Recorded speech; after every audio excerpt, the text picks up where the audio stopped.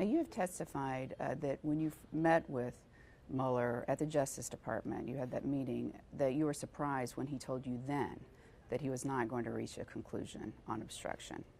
Yes, Rod and I were both surprised by that. Did you ask him, look, we need you to make a conclusion on this. You should make a conclusion.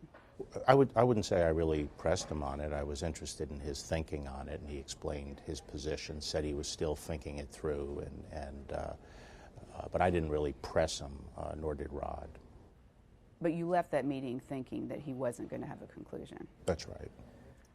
Do you feel because he didn't do that, I mean, did he fulfill his responsibility as special counsel? If you look at the regulations, it seems to anticipate that you would get a confidential report explaining why he made a decision to either prosecute or decline to prosecute.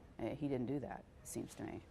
Right, but on the other hand, he did provide us a report and what he viewed to be the relevant facts, and that allowed us, as the leaders of the department, to make the decision. What's the fundamental difference? Why? I mean, he said that he couldn't exonerate the president, that he had looked at these 11 instances of possible obstruction. He couldn't exonerate the president. If he could, he would have stated so. You looked at that evidence, and you did. I mean, what's the fundamental difference between your view and his? Well, I think Bob said that he was not going to engage in the analysis. He was not going to make a determination one way or the other. And he also said that he could not say that the president clearly did not violate the law, which of course is not the standard we use at the department. We have to determine whether there is clear violation of the law.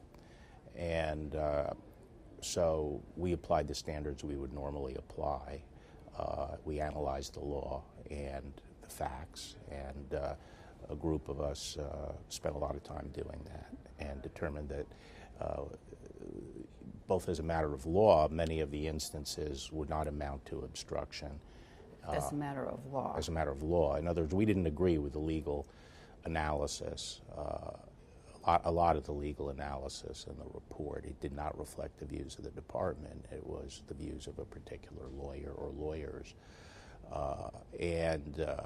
So we applied what we thought was the right law, but then we didn't rely on that. We also looked at all the facts, tried to determine whether the government could establish all the elements, and as to each of those episodes, we felt that the evidence was deficient.